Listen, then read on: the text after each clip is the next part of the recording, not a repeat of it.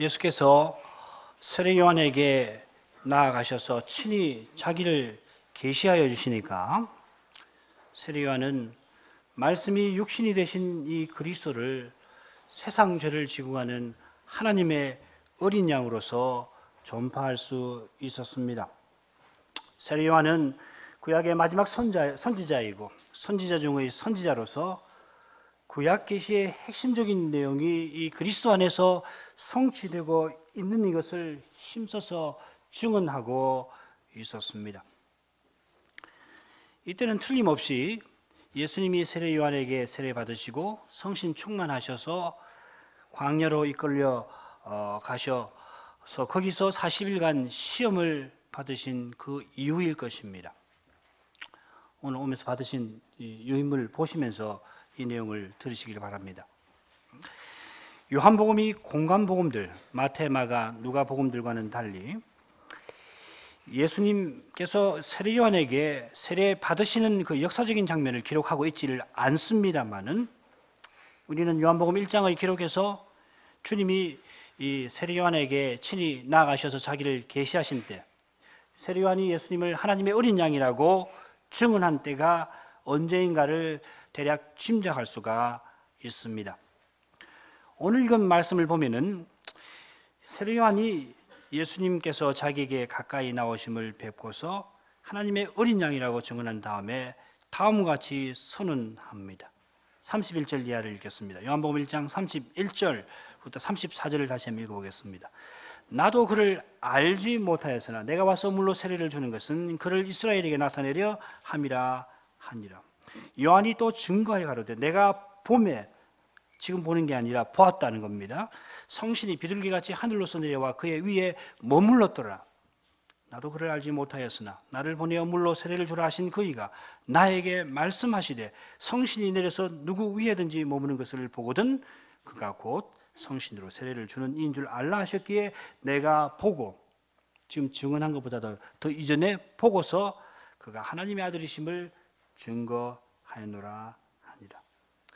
세례 요한은 자기도 예수님을 알지 못하였는데 하나님께서 자기에게 세례를 베풀어라 하셨고 세례를 줄 때에 성신이 내려서 누구 위에 머물면은 그가 성신으로 세례 주시는 이인 줄을 알라 하셨다고 고백합니다. 그럼 지금 이날 이전에 일어났던 그 이전에 하나님께서 자기에게 말씀하신 것을 언급하는 겁니다. 그런데 그가 이미 예수님에게서 그런 일이 일어난 것을 보고서 이제 하나님의 아들이라고 증거하였다고 하는 것입니다. 공관복음에 기록되어 있는 대로 세례 요한이 예수님에게 세례를 베푸니까 성신이 예수님 위에 내리신 것입니다. 그러니까 지금 예수님이 자기에게 나오실 때 그가 하나님의 어린 양이라고 증언한 것은 예수님에게 세례를 베풀고 여러 날 지난 이유가 되겠습니다.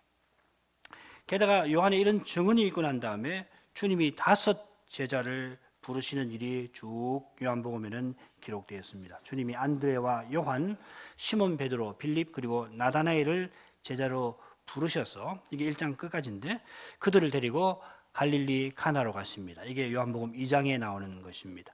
잘 아시는 대로 거기서 혼인식 잔치에서 예수님이 물로 포도주로 만드시는 표적을 행하십니다. 자, 그런 다음에 잠시 예수님은 모친 이 5 제자와 더불어서 주님의 모친과 주님의 형제들을 데리고 가버나움을 잠시 방문을 하시는데 몇 날 계시지 않습니다. 아마 앞으로 이곳을 이 사역의 거점으로 삼으시려고 시간을 잠시 내어서 형제들을 데리고 가서 모친을 데리고 가서 미리 둘러보신 것일 겁니다. 이건 우리 다음에 2장에서 공부를 더 할 겁니다. 자, 그런 다음에 주님은 6월절에 예루살렘으로 올라가시게 됩니다. 이게 요한복음 2장 13절부터 나오는 말씀입니다.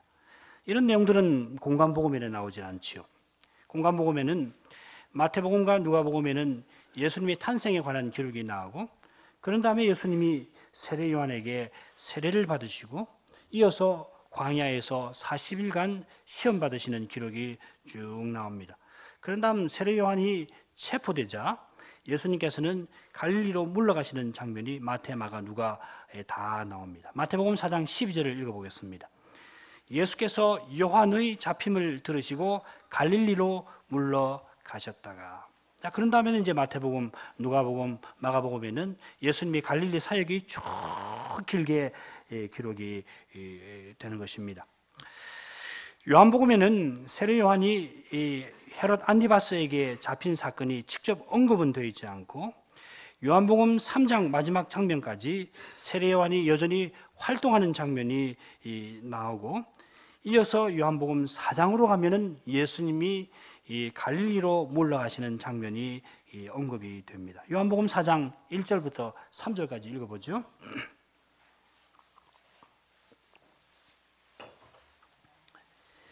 예수의 제자를 삼고 세례 주는 것이 요한보다 많다 하는 말을 바리새인들이 들은 줄을 주께서 아신지라. 좀 복잡하게 되어 있죠. 바리새인들이 예수님에 관해서 이러이러한 정보를 가지고 있다는 것을 예수님이 아신지라. 예수께서 친히 세례를 주신 것이 아니요 제자들이 준 것이라. 유대를 떠나서 다시 갈릴리로 가실세. 그러니까는 요한복음 4장 3절의 장면이 마태복음 4장 12절의 장면과 일치되는 것으로 볼 수가 있겠습니다. 바꿔 말씀드리면 요한복음 1장 18절 이하부터 요한복음 3장까지는 예수님이 40일간 시험을 마치신 기록 나오는 마태복음 4장 11절과 예수님이 요한의 잡힘을 듣고 갈릴리로 떠나신다는 마태복음 4장 12절, 마태복음 11절과 12절 사이에 해당되는 것이다. 이렇게 말씀을 드릴 수가 있겠습니다. 11절하고 12절에 마태복음 읽으면 그냥 바로 이어지는데, 요한복음의 그 사이, 그 시점에 일어났던 사건이 요한복음 1장 19절부터 요한복음 3장 끝까지다. 이렇게 하시면 되겠습니다. 우리가 마태복음 4장에서 주님의 세례 받으시는 사건, 광야에서 시험 받으시는 사건, 이어서 갈릴리로 가셔서 하나님 나라를 전파하시는 사건을 연속해서 읽어갑니다마는, 사실 광야에서 시험 받으시는 사건과 갈릴리로 가시는 사건 사이에 예수님이 행하신 일들이 많았던 것입니다. 그 부분이 바로 우리 지금 공부하는 요한복음 1장 18절 이하부터 요한복음 3장까지가 되겠습니다. 자, 이렇게 이 공간복음과 요한복음을 서로 비교해 보면은 주님의 공생의 연대기를 우리가 더욱 확실하게 구성해 나아갈 수가 있습니다. 정확하게 어떤 사건 다음에 어떤 사건이 이어진다, 이렇게 말하기는 어려운 점이 틀림없이 있습니다만은, 그러나 상당하게 정확히 주님의 공생애 동안에 어떤 사건들이 있었다, 이렇게 재구성할 수가 있습니다. 그러니까 공간복음만 읽으면, 마태, 마가, 누가복음만 읽으면은 예수님의 공생애에 유월절이 꼭 한 번 있는 것처럼, 십자가 지실 때만 예루살렘에 올라와서 사역하신 것처럼 생각하기가 쉽고, 주님께서 주로 갈릴리에서만 사역하시다가 이 십자가 달리실 그 무렵에 처음으로 예루살렘에 올라가신 것처럼 그렇게 생각하기가 쉽습니다. 그러나 요한복음을 읽으면은 주님의 공생에 유월절이 4번이 있었다는 것을 알 수가 있고, 주님께서 갈릴리만 아니라 예루살렘에도 자주 올라가셔서 사역하신 것을 알 수가 있습니다. 그래서 예수님의 공생애가 대략 3년 반쯤으로 추산이 되는 것입니다. 아마 요한 사도는 이 공간복음들을 알고서 공간복음의 내용들을 보완해 가면서 자기의 복음서를 쓴 것이 아닌가, 이렇게 짐작해 볼 수가 있습니다. 물론 역사 사건을 기록한다는 견지에서도 내용을 보완할 뿐만 아니라 그리스도를 말씀 하나님이시며 성자 하나님이시라고 증언함으로써 그 중요한 계시의 내용에 있어서도 공간복음을 보완하고 있다, 이렇게 생각하시면 좋겠습니다. 이 점은 계속해서 나올 때마다 관련되는 말씀을 배울 때마다 제가 좀 더 설명을 해 드리겠습니다. 그러면 계속해서 세례 요한이 자기에게 나오시는 그리스도를 보고 증언하는 그 말씀을 이어서 살펴가도록 하겠습니다. 1장 30절로 가십시다.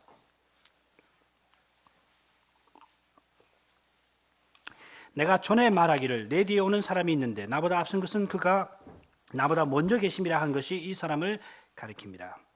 자, 이 말씀은 우리가 이 요한복음의 머릿말에서 이미 살폈습니다. 15절에 나오는 말씀입니다. 그때 우리는 이 사람이라고 하는 표현에 주목하였습니다. 지금 세례 요한은 이분이 원문에는 이분이 먼저 나옵니다. 이분이 곧 내가 전에 말하던 그분이다. 전이라고 하는 것은 예수님이 요한에게 세례 받으시고 또 광야에 시험 받으시기 더 이전이겠죠. 자기가 이스라엘에 등장해서 하나님 말씀을 전파하던 그것을 가리킬 겁니다. 이분이 내가 전에 내가 전에 쭉 말해오던 그분이라 하면서 예수님에 관해서 증언합니다. 우리말 성경은 우리말 어법에 충실하느라고 이 사람이 맨 뒤에 문장 뒤에 나옵니다만은 말씀드린 대로 이 원문에서는 이 사람이 문장 맨 앞으로 나옵니다. 세례 요한의 모든 사역의 초점이 바로 여기 있습니다. 세례 요한의 모든 존재, 모든 생명, 모든 활동이 바로 이분에게 쏠려 있는 것을 우리가 확인할 수 있습니다. 예수 그리스도는 그런 분입니다. 우리는 그리스도를 위하여 존재하고 그리스도로 말미암아 삽니다. 우리가 이미 요한복음 머릿말에서 이 진리를 익히 배웠습니다마는 하나님의 계시 전체가 바로 이 진리를 우리에게 교훈합니다. 골로새서 1장 15절부터 20절까지를 낭독하겠습니다. 골로새서 1장 15절.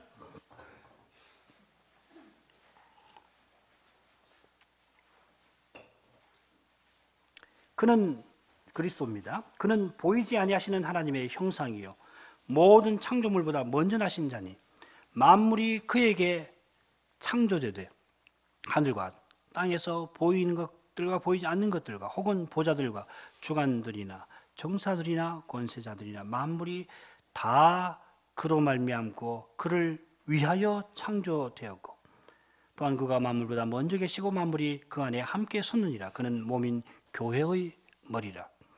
그가 근본이요 죽은 자들 가운데서 먼저 나신 자니 이는 친히 만물의 으뜸이 되려 하심이요 아버지께서는 모든 충만으로 예수 안에 거하게 하시고 그의 십자가의 피로 화평을 이루사 만물 곧 땅에 있는 것들이나 하늘에 있는 것들을 그로 말미암아 한 표현이 빠졌다고 그랬죠. 그를 위하여 자기와 화목케 되기를 기뻐하십니다.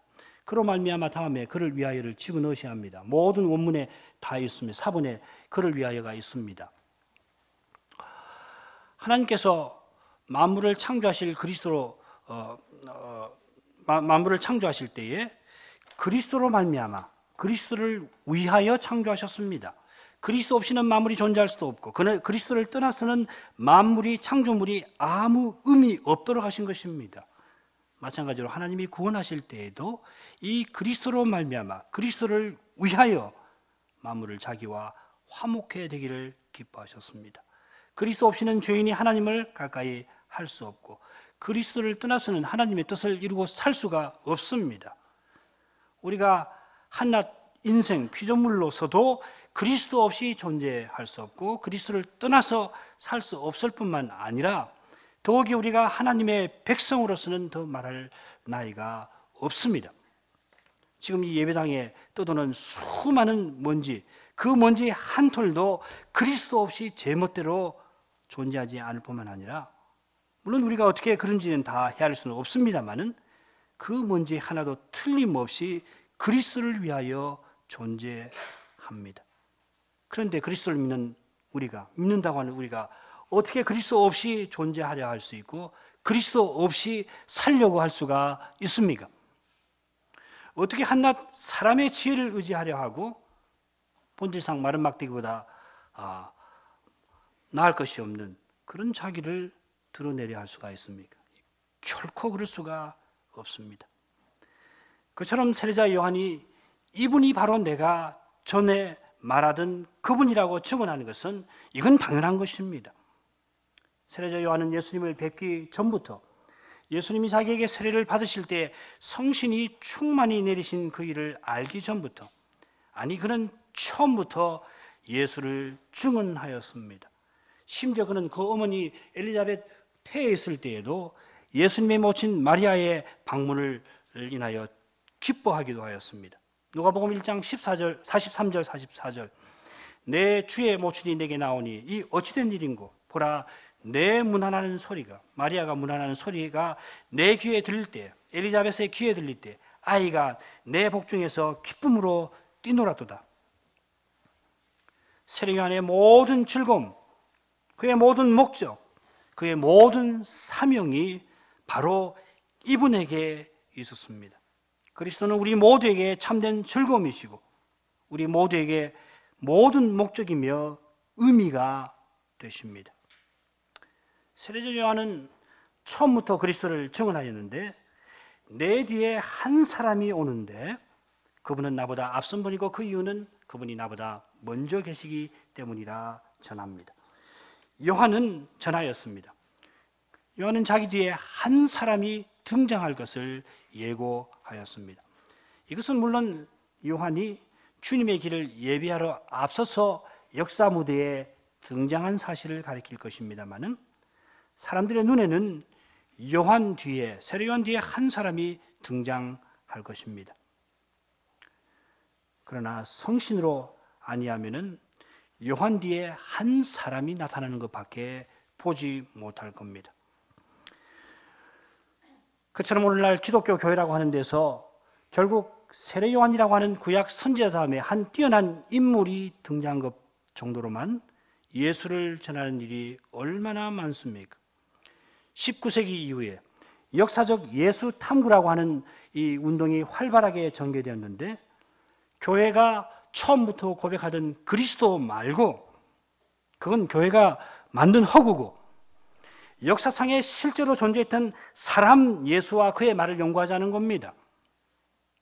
그러나 역사상 실제로 존재했던 예수님은 교회가 처음부터 고백하던 그대로 그리스도로서 세상에 오셨고 그리스도로서 모든 일을 행하셨고 지금도 그리고 영원히 그분은 그리스도로 계십니다. 역사에서 존재했던 한 사람 예수와 우리가 믿고 고백하는 그리스도는 분리될 수 없습니다. 그러나 성신으로 아니하고는 한 사람이 세례 요한 뒤에 등장하였던 것밖에 보지 못하고 한낱 위대했던 사람밖에 보지 못할 것입니다. 위인 하나를 발견하지 할 수밖에 없을 겁니다. 그러나 세례자 요한은 자기 뒤에 오는 이 한 사람이 자기보다 앞선다고 증언합니다. 내 뒤에 오는 한 사람이 있으니 그분은 나보다 앞선 분이라 하고 단숨에 외칩니다. 한 사람을 언급하자마자 잠시의 중단도 없이 곧장 그분은 나보다 앞선 분이라 합니다. 원문 읽으면 훨씬 좋아요. 세례자 요한은 사람들이 한낱 사람의 안목으로 그리스도를 보지 않도록 얼마나 마음을 기울이고 있는지를 이처럼 나타내고 있습니다. 그는 자기가 이스라엘에게서 어떤 인정과 대접을 받는지 잘 알고 있습니다. 자기가 백성들에게 위대한 선지자로 칭송과 인정을 받고 있다는 것을 잘 알고 있습니다. 바로 그 사실을 들어서 세례 요한은 자기 뒤에 오시는 그리스도께서 얼마나 뛰어나신 분인가를 증언합니다. 그리스도를 드러내는데 자기 전부를 다 쏟아붓는 겁니다. 세례자 요한은 자기가 백성에게 받는 인정과 존경과 칭송을 자기 것으로 생각하지 아니하고 그리스도 드러내는 데에 다 사용하는 것입니다. 바꿔 말하면 그리스도를 드러내는 거기에 백성들의 칭송과 존경과 인정을 이용하는 겁니다. 이것이 참된 의미에서 겸손의 태도일 겁니다. 그리스도를 드러내고 그리스도를 영화롭게 하는 거기서만 참된 의미에서 겸손이 우리에게서 나올 수 있습니다. 그렇게 하지 않으면 왜곡된 형태의 겸손이 나오든지 비루한 형태의 겸양이 나올 겁니다. 하나님이 주신 모든 것으로 하나님이 놓아두신 모든 지위를 통하여서 오직 그리스도를 드러내려 하지 아니한다면은 겉으로는 아이고 제가 무슨 그런 대단한 사람입니까? 그렇게 말하지만 속으로는 자기가 이룬 업적, 자기가 누리고 있는 지위, 자기가 받는 존경 대해서 자기를 자랑하는 마음을 떨치기가 힘들 겁니다. 겉으로는 겸양의 태도를 취하면서도 여전히 자기 업적, 자기 지위, 자기 능력에 생각이 미치게 되면은 그러면 결국 자기를 자랑하는 마음을 못 떨치는 겁니다. 적어도 갈등하지 않을 수 없을 겁니다. 그러나 그 모든 것이 그리스도로 말미암아 자기에게 주어졌고 그 모든 것이 그리스도를 위하여 쓰여져야 하리라 그렇게 마음을 먹으면은 그러면 비로소 그런 갈등이나 자기 자랑하려고 하는 마음에서 벗어날 수가 있게 될 겁니다. 사람들이 나를 어떻게 보는가? 그 마음 흔들릴 것 없습니다. 사람들에게 내가 어떻게 비칠 건가? 마음의 갈등 겪을 것도 없을 겁니다. 사람이니까 겪겠지요. 그러나 이겨낼 겁니다. 세례 요한이 세례 요한처럼 사람들이 자기를 얼마나 높이는지를 알지만은 자기가 그리스도를 증언하는 일로 말미암아 그렇게 될 줄로 정확하게 알고서 그처럼 세례 요한이 자기가 사람들에게 받는 칭송, 존경, 인정을 그리스도를 드러내는 데에 다 쓰게 되면은 세례 요한과 같이 쓰게 되면은 육신의 소욕과 아상의 유혹으로부터 참된 자유를 맛볼 수가 있게 될 겁니다. 세례 요한처럼 오직 그리스도, 전부 그리스도의 심정을 품어야만 마찬가지로 혹 부족한 것이 드러나고 혹 잘못한 일이 있을지라도 어떻게든지 그 부족을 가리려고 해보고 잘못한 것을 감추려고 하는 그런 무모한 태도를 취하지 않게 될 겁니다. 어떻게 한나 사람이 부족을 드러내지 않을 수가 있고 잘못을 범하지 않을 수가 있습니까? 우리의 부족과 잘못을 감추는 것, 이것보다 차라리 손바닥으로 하늘 가리는 것이 더 쉬울 겁니다. 감춘다고 없어지는 것 아니고 숨긴다고 가려지는 것 아닙니다. 혹 사람 앞에서는 좀 일시간 감출 수가 있을지 모르지만 하나님 앞에서는 어림없는 일 아닙니까? 겸손한 마음으로 자기 부족을 인정하고 자기 잘못을 시인하면 하나님께서는 그리스도 안에서 그의 잘못을 용서해 주시고 부족을 채워주시지 않습니까? 그런 사람은 사람들 앞에서도 겸손한 태도를 취하면서 온유하게 다른 사람을 대할 수가 있게 될 것입니다. 그러나 하나님 앞에서 겸손히 회개하지 아니하는 사람은 자기 부족이 드러날 때 핑계거리를 찾으려고 할 겁니다. 자기 잘못이 밝혀지는 그때에도 어떻게든지 합리화해 보려고 하고 그래서 심지어 거짓말을 하려고 할 것입니다. 이게 얼마나 딱한 일입니까? 얼마나 이 답답한 일이냔 말이에요. 우리의 아상이 이렇게 우리를 힘겹게 만듭니다. 우리를 거짓말 투성이로 만듭니다. 우리를 죄의 종되게 만듭니다. 이 아상을 벗어버리는 유일한 길이 오직 그리스도, 전부 그리스도입니다. 믿음으로 내 안에 그리스도가 사신다는 이 사실을 깨닫고서 범사에 그리스도를 드러내려고 힘써야 합니다. 그러지 않으면은 이 아상의 굴레에 갇혀서 자기도 괴롭게 살고 자기와 관련되는 사람 죄다 어렵게 만들 겁니다. 아주 사고뭉치가 되는 거예요. 원래가 사람이 사고뭉치입니다만은 이렇게 하면은 대책이 없어요. 얼마나 신자라고 하는 사람이 이렇게 살면 되겠습니까? 세례자 요한이 여인이 낳은 자 중에 가장 큰 사람이고 선지자 중에 선지자라 할 만한 인물인데, 자, 그러면 그리스도는 얼마나 위대한 분입니까? 세례 요한이 자기 말을 듣는 사람이 그 마음에 이런 질문을 떠올릴 것을 예상하고서는 그리스도가 얼마나 위대한 분인지를 분명히 증언해 나갑니다. 그분이 나보다 앞선 것은 나보다 먼저 계시기 때문이다 하였습니다. 예수님이 요한보다 먼저 계신다는 증언은 그저 예수님이 요한보다 오래전에 태어나셨다는 뜻이 아닐 겁니다. 오래전에 태어났다고 해서 반드시 더 위대한 법도 없지 않습니까? 요한이 증언하는 내용은 예수님이 선지하시는 분이다, 영원하신 하나님이시라 하는 이 사실 이외에 다른 것일 수가 없습니다. 그래서 그가 그 전날에 예루살렘에서 내려온 제사장들과 레인들과 바리새인들에게 나는 그의 신들매 풀기도 감당치 못하겠다 증언하였습니다. 가장 위대한 인물이라도 감히 종로로조차도 자청할 수가 없는 그런 높고 높으신 분이 바로 곧 그리스도이십니다. 우리가 하나님을 섬기는 것 자체가 우리의 당위만 아니라 우리의 특권입니다. 우리가 종으로서 하나님을 섬기는 것, 무거운 짐으로 여겨질 때마다 우리가 이 사실을 기억해야 할 겁니다. 인생은 마른 막대기보다 낫지 못합니다.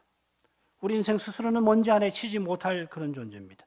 또 이 타락한 인생은 마른 막대기보다도 하나님 앞에 쓸모없습니다. 이런 인생이 하나님을 섬길 수가 있게 됐다면 이보다 영광스러운 일이 어디 있겠습니까?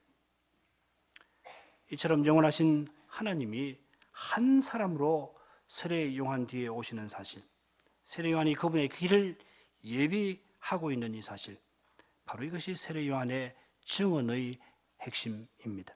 이것이 구약 계시의 핵심입니다. 우리가 요한복음 머릿말에서 이 사실을 생각했으니까 다음 내용으로 넘어가도 좋겠습니다. 그리스도께서 세례 요한 뒤에 오시는 한 사람이지만은 세례 요한보다 앞선 분, 곧 선지하시는 하나님이신 까닭에 세례 요한도 처음에는 그리스도를 알지 못하였다 했습니다. 요한복음 1장 31절을 읽겠습니다.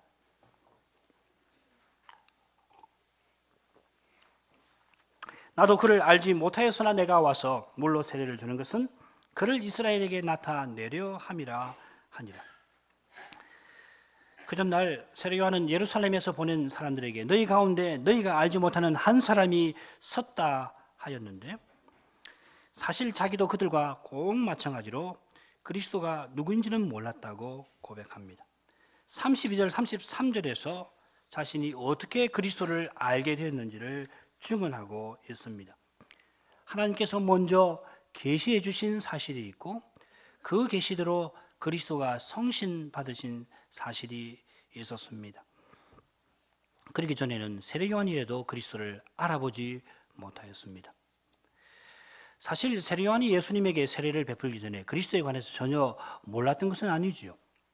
내가 와서 물로 세례를 주는 것은 하면서 증언하고 있듯이 그는 이미 하나님의 보내심을 받은 선지자이고 선지자로서 그리스도의 계시를 받은 사람입니다. 내가 왔다 하는 표현이 바로 그가 하나님의 보내심을 받았다는 사실을 가리키고, 그가 물로 세례를 주는 것은 그가 하나님에게서 받은 사명의 내용을 가리키며, 그가 이 일을 하는 목적은 그를 이스라엘에게 나타내려 함입니다. 우리가 19절 이하에서 이미 살핀 대로 세례 요한이 물로 세례를 주는 사실 자체가 주목받을 만한 행위였습니다. 사람들 생각에는 이 세례 요한이 메시아 아닌가 할 만큼 그가 행한 일들은 인상적이었습니다. 그만큼 그의 활동이 메시아와 밀접한 관계가 있었습니다. 요컨대 그의 활동은 메시아를 백성들 앞에 나타내는 것이었습니다. 메시아의 길을 예비하는 것이었습니다. 그만큼 세례 요한은 그 시대에 그 누구보다도, 그 이전에 그 누구보다도 그리스도에 관해서 잘 알았던 인물입니다. 세례 요한의 세례가 그런데 어떻게 해서 그리스도를 이스라엘에 나타내는 일입니까? 이는 물론 주님이 세례 요한에게 세례 받으실 때에 성신이 비둘기 형상으로 주님 위에 내리시고 하늘이 열려 성부께서 이는 내 사랑하는 아들이라 말씀하신 그 음성이 들린 데서 잘 드러났습니다.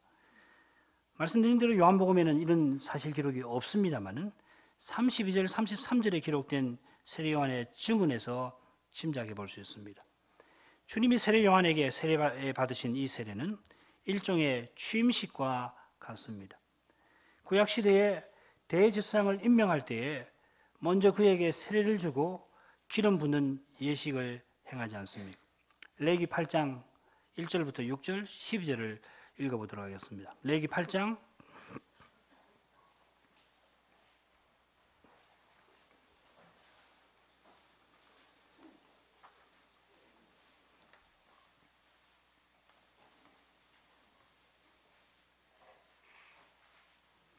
여호와께서 모세에게 일러 가라사대 너는 아론과 그 아들들과 그 의복과 관유와 속죄제의 수송아지와 수양돌과 무교병 한 광주리를 이끌고 온 회중을 회막문에 모으라. 모세가 여호와께서 자기에게 명하신 대로 하며 회중이 회막문에 모인지라. 모세가 회중에게 이르되 여호와께서 행하라고 명하신 것이 이러하니라 하고 아론과 그 아들들을 데려다가 물로 그들을 씻기고 12절 또 관유로 아론의 머리에 부어 발라 거룩하게 하고 대제사장을 세울 때 먼저 온 회중을 이 회막문에 모으고 그 앞에서 제사장에게 물을 뿌리고 기름을 붓습니다. 이는 대제사장이 백성을 대표하고 대신하는 중보직이기 때문입니다. 동시에 백성에게 자기들을 대표하고 대신하는 중보자가 누구인지를 알리는 것입니다. 물로 뿌리고 기름을 바른다는 것은 아론 대제사장을 정결한 영역으로, 거룩한 영역으로 속하게 이끄는 것입니다. 물을 뿌린다는 것은 하나님의 구속 위에서 언약에 속하게 되는 사실을 가리킵니다. 그런 점에서 세례 요한이 자기의 세례를 회개의 세례라 부른 것은 당연합니다. 세례 요한이 예수님에게만 세례 베푼 것이 아니고 자기에게 나온 모든 백성에게 베풀었습니다. 자기 죄를 각각 회개하게 해서 세례를 받아 하나님 언약에 속한 백성으로 살게 하였습니다. 물론 이스라엘이 할례를 이미 받아서 하나님 언약에 이미 속하였습니다마는, 그러나 이제 하나님 나라가, 새로운 언약의 나라가 가까이 왔으므로 이 새로운 경륜의 언약에 속하게 하려고 회개하도록 하고 그 표로서 세례를 주었던 겁니다. 이 일은 이미 에스겔 선지자가 예언한 바이기도 합니다. 에스겔 36장 25절, 맑은 물로 너희에게 뿌려서 너희로 정결케 하되 곧 너희 모든 더러운 것에서와 모든 우상을 섬김에서 너희를 정결케 할 것입니다. 그런데 영원하신 하나님이신 그리스도께서 이런 세례를 받으시는 것은 세례 요한에게도 잘 납득하기가 어려운 일이었습니다. 마태복음 3장 13절 14절, 이때 예수께서 갈릴리로서 요단강에 이르러 요한에게 세례를 받으려 하신대 요한이 말려 가로되 내가 당신에게 세례를 받아야 할 터인데 당신이 내게로 오시나이까. 세례 요한은 자기가 예수님에게 세례를 받아야 할 것으로 생각했는데 오히려 예수님이 자기에게 와서 세례를 받으려 하시니까 주님을 만류합니다. 아무 죄 없는 주님이 회개의 세례를 받으시는 것을 생각할 수가 없었던 것입니다. 그러나 주님은 이 세례를 받으려고 이 세상에 오셨고 또한 사람이 되셨습니다. 15절, 예수께서 대답하여 가라사대 이제 허락하라. 우리가 이와 같이 하여 모든 의를 이루는 것이 합당하니라 하신데 이에 요한이 허락하는지라. 주님은 자기 죄를 사함 받는 표를 얻으려고 요한에게 세례 받으려고 하시는 것이 아니라 이렇게 세례를 받으셔서 모든 의를 이루려고 하신 것입니다. 모든 의를 이룬다 하는 것은 하나님의 언약을 성취한다는 뜻입니다. 하나님이 자기 백성의 구원을 위하여 친히 언약의 요구를 이루려 하시는 것입니다. 그 방식은 하나님이 친히 사람 되시고 이스라엘을 대표하고 대신하는 중보자 되시는 것입니다. 주님은 요한의 세례를 기꺼이 받으심으로써 자기 백성을 대표하고 대신하는 중보자 되심을 분명히 하려 하셨습니다.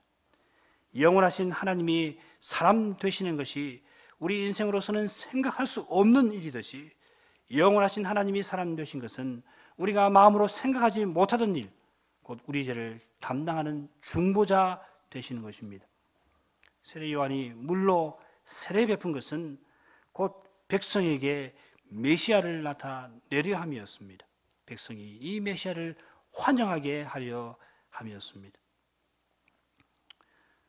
세례 요한은 자기도 그리스도를 알지 못하였지만은, 그러니까 전혀 그리스도에 대해 전혀 몰랐다는 건 아니고 이 예수가 그리스도이신 것을 모른 것이고 이 예수께서 그리스도이시라는 것이 어떤 의미인가 하는 것을 이전에는 다 미처 몰랐던 것이에요. 세례 요한이 나중에 죽기 전에도 제자들을 보내서 우리가 오실 그 일을 기다리니까 다른 일을 기다리니까 그렇게 질문을 하지 않습니까? 세례 요한이 예수님이 자기에게 나오셔서 하나님의 어린 양이라는 것을 알았습니다만은 그래도 그리스도에 대해서 충분히 다 알기는 어려웠던 겁니다. 무슨 말씀드리려고 하냐면요, 우리가 그리스도 아는 것은 신비한 일입니다. 우리가 오늘 그리스도를 알아도 우리 아는 것이 전부 아니에요. 우리가 틀림없이 그리스도를 확신할 수 있는 지식을 얻습니다만은 다 한 거 아닙니다. 그리스도를 날마다 알아야 하고 계속해서 터득해 나가야 하고 영원히 그리스도를 알아가야 합니다. 그리스도가 그런 분입니다. 이걸 모르면은 우리 믿음은 정체되고 후퇴하고 말 겁니다. 교만해질 겁니다.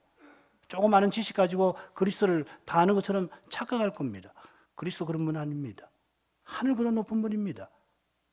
그런 분을 우리에게 선물로 주셨습니다. 우리가 이 땅에서 행할 일은 뭐겠습니까?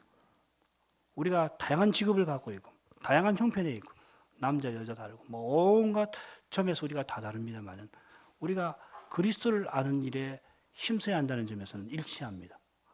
바꿔 말하면 우리에게 여러 소명을 주신 것은 그리스도를 알라고 여러 소명을 주신 겁니다. 교회도 마찬가지예요. 모두가 직분자 아니죠. 모두가 다 같은 직분자 아닙니다. 모두가 똑같은 봉사하지 않습니다. 그러나 우리가 이 모든 직분 아닌 모든 봉사를 통해서 우리가 이 그리스도를 드러내기를 힘써야 하는 점에서 일치하는 겁니다. 그래도 다 못하지요. 다 못하는 것은 물론이고 우리가 겨우 출발하는 겁니다. 이 땅에서 우리가 그리스도 아닌 것은 출발입니다. 어린아이가 겨우 걸음마 배워가지고서 그냥 아장아장 걸으면서 막 쓰러질 듯 하면서 어머니에게 두 팔 벌리고 나가는 것처럼 그렇게 하는 것이 우리가 이 땅에서 그리스도 아는 겁니다. 이 땅에서 가장 위대한 목사라도 교인이라도 겨우 걸음마 배우는 정도에 불과한 겁니다. 그런 것입니다. 그리스도 아는 것은 이런 위대한 일입니다. 지금 세례요한이 자기가 그리스도를 알지 못했다는 의미는 그런 의미입니다. 알지 못했지만 그분을 이스라엘에게 나타내려고 자기가 물로 세례 베푸는 사실을 밝히고 어떻게 해서 자기가 이 예수가 그리스도이신가, 이 그리스도가 어떤 분인가를 알게 됐는지를 증언을 합니다. 32절부터 34절 읽겠습니다. 요한이 또 증거하여 가로되 내가 봄에 성신이 비둘기같이 하늘로서 내려와서 그의 위에 머물렀더라. 나도 그를 알지 못하였으나 나를 보내어 물로 세례를 주라 하신 그이가 나에게 말씀하시되 성신이 내려서 누구 위에든지 머무는 것을 보거든 그가 곧 성신으로 세례 주시는 이인 줄을 알라 하셨기에 내가 보고 그가 하나님 아들이심을 증거하노라 하니라. 요한은 자기가 그리스도에게 물로 세례 주었던 그날에 있었던 사실을 기억하고 언급합니다. 그런 다음에 앞서 받았던 계시 위에서 이 사실의 의미를 확정을 하고서는 그리스도를 하나님의 아들이라고 증언하였다 하였습니다. 자, 이 말씀을 31절하고 붙여서 놓고 보면은 서로 상응관계가 있다는 것을 우리가 금방 확인할 수 있습니다. 31절 처음에 나도 그를 알지 못하였으나 하고 시작하는데 33절에도 똑같은 표현으로 시작됩니다. 나도 그를 알지 못하였으나. 그처럼 31절에 내가 와서 물로 세례를 준다 표현했는데 33절에 보면은 나를 보내어 물로 세례를 주라 하신 그이라 하는 표현으로 그 내용이 더 확대가 됩니다. 마찬가지로 31절에 세례 요한이 와서 물로 주는 목적이 그리스도를 이스라엘에게 나타내려 함이라고 했는데 33절에는 그리스도께서 어떤 분이신가를 성신이 내린 그 사람이 성신으로 세례 주는 이인 줄 알라. 그가 하나님의 아들이라 하는 내용으로 보완됩니다. 그러니까 31절하고 33절은 서로 연결이 되죠. 거의 비슷한 내용인데 33절이 31절의 내용을 더 확대합니다. 따라서 31절과 33절 중간에 오는 32절이 이 핵심적인 내용입니다. 요한이 보니까 성신님이 비둘기같이 하늘에서 내려와서 예수님 위에 머물렀다 하는 사실입니다. 그러니까 지금 강조점이 32절에 있는 겁니다. 요한의 증언은 역사적 증언이고 하나님의 뜻을 이행한 증언이고 무엇보다 그리스도에 관한 증언입니다.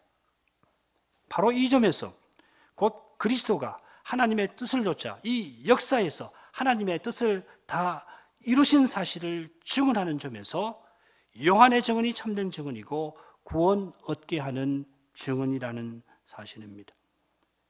서신들에 기록되어 있는 사도들의 증언도 마찬가지 아닙니까? 사도들이 그리스도를 증언하는데 그리스도가 참으로 십자가에 달리시고 부활하신 것을 증언하였고 하나님의 뜻대로 그와 같이 행하신 것을 증언합니다. 요한은 십자가 이전에 와서 그리스도를 증언하고 사도는 십자가와 부활 이후에 그리스도를 증언한다는 점에서는 차이점이 있지만은 그 증언의 성격은 이처럼 근본적으로 일치합니다.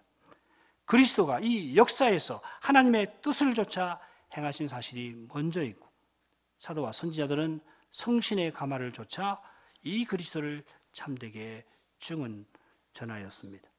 하나님이 하나님의 뜻대로 행하신 그리스도의 사역을 다 받아주셨고 그처럼 성신을 의지해서 그리스도를 전하는 이 사도의 증언을 참되다고 인정하셨습니다. 그래서 이 그리스도를 이렇게 전하는 사도가 전한 그대로 그리스도를 전하는 이 복음 전도는 구원 얻는 은혜의 방도가 되는 거예요. 예수님이 우리를 대표하고 대신하시는 그리스도가 되셨고, 그리스도로서 십자가와 부활로서 하나님의 뜻을, 하나님의 의를 다 이루신 역사적 사실이 있기 때문에 이 그리스도의 복음을 듣고 이 그리스도를 믿는 그 사람은 이 그리스도와 연합되고 그리스도의 그 의와 생명에 참여할 수 있는 것입니다. 요컨대 그리스도를 떠나서, 그리스도의 이 역사적 사역을 떠나서, 하나님의 뜻하심과 인정하심을 떠나서 기독교의 정언은 존재할 수도 없고, 그런 정언은 기독교 정언 아닙니다. 그리스도의 성육신과 십자가와 부활을 사도가 전한 대로 전하지 아니하는 증언은 복음 아닙니다. 그리스도를 전하지 아니하면, 좀 더 정확하게 사도가 전한 대로 그리스도를 전하지 아니하면 복음 강설 아닙니다. 십자가를 지신 그리스도가 지금 부활하셔서 성신과 말씀으로 주님의 몸을 이 땅 위에 세워나가시는 이것을 전하지 아니하면은, 그래서 이 강단에서 겨우 도덕론을 설파하고 심지어 처세술을 가르치고 심지어 세상 행복을 얻는, 마음의 평안을 얻는 비결을 말한다면은 그는 저주를 받아야 합니다.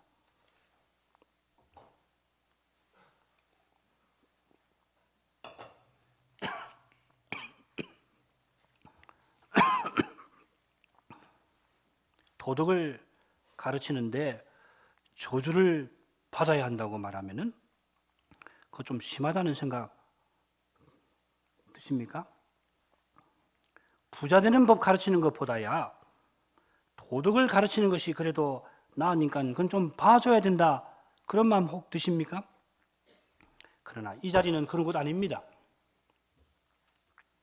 교회는 겨우 그런 정도 사람 구실하는 거 가르치는 데가 아닙니다. 그런 거 얻으려고 교회 나오시면 나가십시오.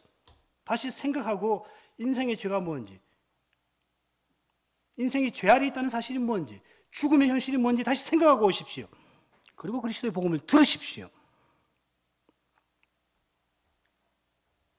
교회는 겨우 착한 사람 되라고 가르치는 데도 아닙니다. 남 거짓말 10번 할 때 나 5번 하라고 가르치는 데 아닙니다. 교회는 거룩하신 하나님이 계시는 곳입니다. 이 강단은 인생의 죄를 사하여 주시고 그리스도 안에서 영원히 구원하시는 복음을 전하는 곳입니다. 하나님께서 이 교회를 세우기 위해서, 이 강단을 유지하시기 위해서 하나님 무슨 일을 행하셨습니까? 자기 아들을 한낱 사람으로 보내지 않으셨습니까? 그런데 교회가 오직 그리스도를 전하지 아니하면은 얼마나 두려운 일을 행하는 겁니까? 있는 힘을 다하여서 그리스도만 전하고 그리스도를 다 전하려 할지라도 하나님 앞에 설 때는 송구한 마음이 앞설 판인데, 그리스도를 전하지 않냐고 윤리를 말하고 심지어 부자 되는 법을 가르친다면은 어떻게 저주를 피할 겁니까? 그처럼 교회 와서 죄 사함을 얻고 영원한 구원 얻는 길을 제쳐놓고 인간 관계 넓히고 마음의 평안을 얻으려고 한다면, 내가 남보다 좀 나은 사람이라는 걸 조금 의시되려고 해본다면은 하나님은 그를 향해서 불쾌한 심정을 드러내시고, 그가 복음을 듣고도 회개하지 않으면은 하나님은 그에게 틀림없이 진노를 드러낼 것입니다. 하나님 말씀대로 살지 아니하면은 하나님은 틀림없이 그에게 진노하실 겁니다. 바꿔 말씀드리면은 복음 강설은 그리스도가 영원하신 하나님으로서 참 사람 되실 뿐만 아니라 우리를 위한 구주로서 십자가를 지시고 부활하셔서 지금 성신과 말씀으로 하나님의 뜻을 다 이루어 나가고 계시고 장차는 다시 오셔서 만민을 심판하시는 그 진리를 전하는 것이므로, 누구든지 겸손한 마음으로 성신을 의지해서 이 강설을 듣고 그 드러나는 거룩한 빛에 자기 죄가 드러나면 다 시인하고 십자가에 달리신 그리스도를 간절히 믿으면은 하나님은 틀림없이 그의 죄를 사하여 주시고 그에게 영원한 생명을 주시며 장차는 영원한 나라로 그를 인도하실 겁니다. 영접하실 겁니다. 그처럼 복음 강설에서 오직 그리스도에 관하여 듣고자 하시고 전부 그리스도에 관하여 배우기를 힘쓰시기를 바랍니다. 이 강단에서 오직 그리스도, 전부 그리스도, 전체 그리스도를 전하는 강설이 늘 전파될 수 있도록 기도하시기 바랍니다. 왜 그렇습니까? 그리스도를 아는 일, 그리스도를 전하는 일, 그리스도를 믿는 일이 한낱 사람의 지혜와 능력으로는 불가능하고 오직 하나님 은혜로만 가능하기 때문입니다. 요한이 두 번이나 나도 그를 알지 못하였으나 하고 고백하지 않았습니까? 구약을 그렇게 선부하게 알았던 위대한 선지자 요한이라도 스스로는 그리스도를 알지 못하였습니다. 우리 마찬가지입니다. 매주일 예배에 나와서 성신을 의지해서 복음 강설을 듣고 깨닫지 아니하면은 그리스도를 아는 일에 결코 진보할 수 없을 겁니다. 어제까지 알았던 그 지식이라도 오늘 새롭게 터득해 나가지 아니하면은 그리스도 참으로 아는 일에서 퇴보하는 것입니다. 자, 퇴보하면 어떻게 됩니까? 육신으로 행하는 수밖에 없습니다. 말로는 그리스도, 입으로는 말하지만은 실제로는 육신으로 행할 수밖에 없습니다. 자기도 모르게 육신의 생각이 마음에서 떠오를 겁니다. 자기도 모르는 사이 입에서 육신적인 말이 나와서 다른 사람에게 상처를 주고 심지어 그 사람을 좌절하게 만들 겁니다. 자기 마음이 그리스도에게 온전히 드려지지 아니하면은 육신으로 행하는 것은 필연입니다. 그리스도에게 온전히 자기를 드리는 방법이 뭡니까? 무슨 수로 나 전체를 그리스도에게 드릴 수 있습니까? 오직 성신으로 그리스도의 복음을 청종해서 날마다 새롭게 이 그리스도를 깨달아가는 것뿐입니다. 내 전부를 드릴 만한 분이라는 것을 확신해 드릴 거 아니에요. 드릴까 말까. 드릴 수 있는 분인지를 확신하지 못하니까 날마다 주저하는 거 아니에요. 그리스도와 세상을 두고서 견눈질하는 거 아니에요. 복음을 들으십시오. 복음에서 가르치는 이 그리스도가 어떤 분이신지를 배우십시오. 그러면은 안 들을 수가 없을 겁니다. 안 들리는 것이 이상할 겁니다. 세례요한은 자기에게 물로 세례를 베풀라고 하신 분, 곧 성부께서 미리 말씀해 주신 대로 성신님이 예수님 위에 머무시는 것을 보고 예수가 그리스도이심을 알고 그리스도가 어떤 분이신지를 알았습니다. 성신께서 비둘기 형상으로 예수님 위에 머무신 일은 첫째로 예수님이 구약의 중보자들과 같이 이제 이스라엘의 메시아로 공식 취임한 것을 가리킬 겁니다. 요컨대 예수님은 구약 중보자들이 그림자와 예표로 보여주던 바로 그 중보자이십니다. 베드로 사도는 오순절 강설에서 하나님이 성신을 한량없이 예수에게 부었다 표현하기도 하였습니다. 둘째로 예수님 위에 성신이 머무시는 것은 예수님이 성신으로 세례 주시는 이심을 보여줍니다. 요한복음은 부활하시던 날에 예수님께서 제자들에게 숨을 내쉬면서 성신 받으라 하신 일을 기록하고 있지 않습니까? 요한복음 20장 21절부터 23절을 읽겠습니다.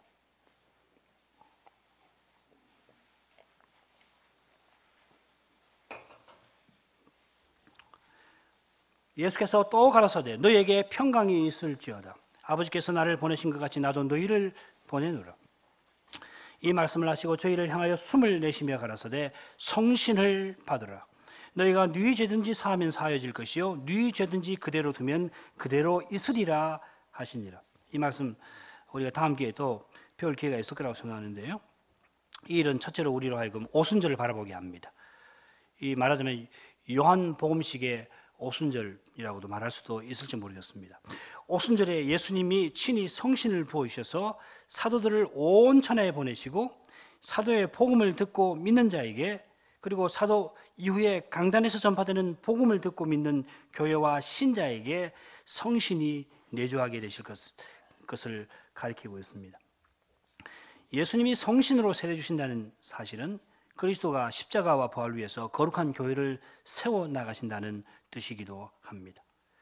주님은 이 일을 위해서 지상 생애 내내 하나님의 어린 양으로 일하셨습니다.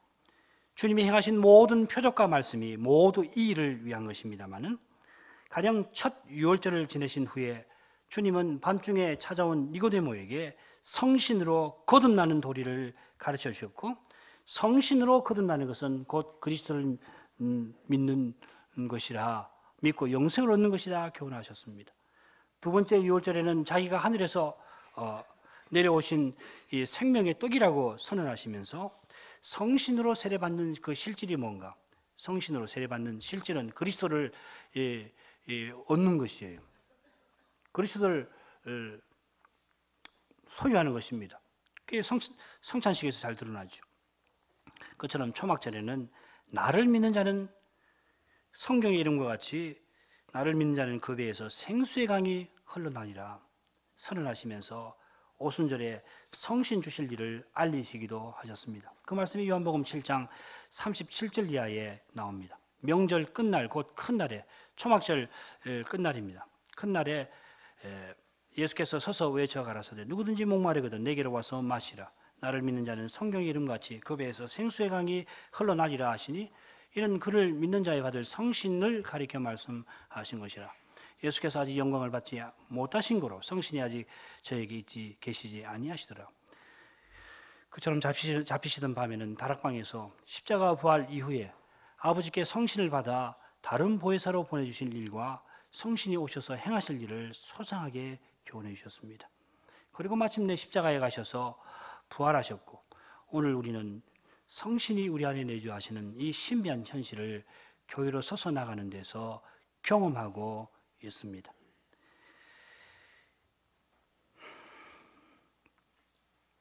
성신으로 세례 주신다는 사실이 바로 여기 있는 겁니다. 내가 성신을 받아서 내가 뭘 어떻게 한다 이런 것이 아니라 그 실질은 우리가 그리스도의 몸으로 서서 나간다는 것입니다. 우리가 의롭다 하심을 얻고 그렇게 하시는 이 은혜를 받은 실질이 여기 있는 겁니다. 교회를 떠나서 자기를 생각하면은 필연 문제가 되는 겁니다. 성신이 우리 각각 안에 내주하시지만 동시에 교회에 계십니다. 성신은 그리스도의 영으로 계십니다. 그리스도는 누구십니까? 그리스도는 몸인 지체인 우리와 함께 사시고 우리와 함께 존재하시는 분입니다.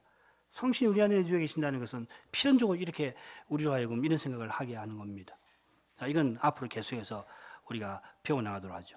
자, 이 신비한 현실은 오직 그리스도께서 하나님의 아들이신 사실 때문입니다. 세례자 요한은 주님이 세례받으시는 날 하늘에서 이는 내 사랑하는 아들이라 하는 성부의 음성을 듣고는 예수께서 하나님의 아들이시라고 증언할 수 있었습니다. 요한 사도는 그의 복음서에서 줄곧 하나님의 아들이신 그리스도를 증언하는데 이 그리스도가 아버지와 어떤 관계에 계신 이 사실을 풍부하게 교훈해 나갑니다. 우리가 요한복음에서 특별히 이 계시를 깨달아야 합니다.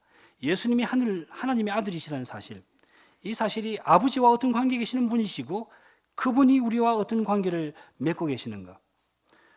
우리가 예수 믿고 구원받는다는 그 실질을 알려면은, 그 내용을 알려면은 예수님이 아버지와 어떤 관계에 계시는 분이신데 우리와 어떤 관계를 맺고 계시는가. 자기를 통해서 아버지와 우리를 어떤 관계에 두시는가. 이걸 깨닫는 것이에요. 아버지께서 아들 안에, 아들이 아버지 안에 계신 것처럼 아들이 우리 안에, 우리가 아들 안에 계시고 우리가 이 아들을 통해서 아버지 안에, 아버지가 우리 안에 계십니다. 그러기 위해서 아들은 우리에게 성신을 주셨습니다. 성신은 우리 안에 그리스도의 영으로 계십니다.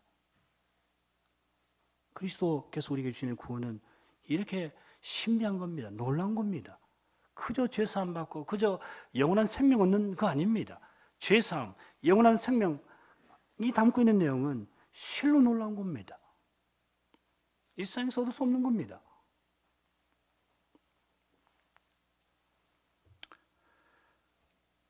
우리가 이 계시를 잘 깨달으면은 예수님이 성부의 품속에 계시는 독생하신 아들이기 때문에 성신으로 세례 주시는 분이라는 것을 잘 알게 될 겁니다. 예수님이 부활하셔서 성신으로 세례를 주셔서 우리 안에 친히 계시고 우리가 주님 안에 있게 하신 것, 이 그리스도를 통해서 하나님이 우리 안에 계시고 우리가 하나님 안에 있게 하신 사실을 깨닫게 될 겁니다. 예수님이 성신으로 세례 주시는 분이라는 내용 안에는 이런 내용들이 들어있다 하는 것입니다. 그리고 이것이 바로 우리가 그리스도의 교회로 서나가는 실질입니다. 거룩한 교회는 성신이 내주하심으로 하나님이 임재하시는 그리스도의 거룩한 몸입니다. 이게 여러분의 정체입니다. 기도하겠습니다.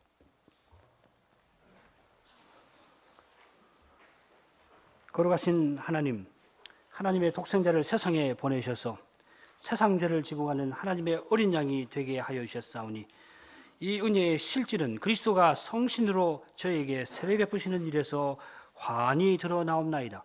어린 양이신 그리스도께서 십자가를 지시고 사흘 만에 부활하신 후에 세례 요한이 예언한 대로 성신으로 세례를 베푸시어서 이 땅에 주님과 연합된 거룩한 교회 그리스도의 몸이 세워지고 그 교회에 속해서 저희가 하나님의 영원한 구원을 이 땅에서부터 맛볼 수 있게 하셨사옵나이다. 저희가 복음의 교훈을 더욱 청종해서 이 큰 구원의 실질을 점점 터득해 나갈 수 있게 하여 주옵소서. 주 예수님 이름으로 기도하옵나이다. 아멘.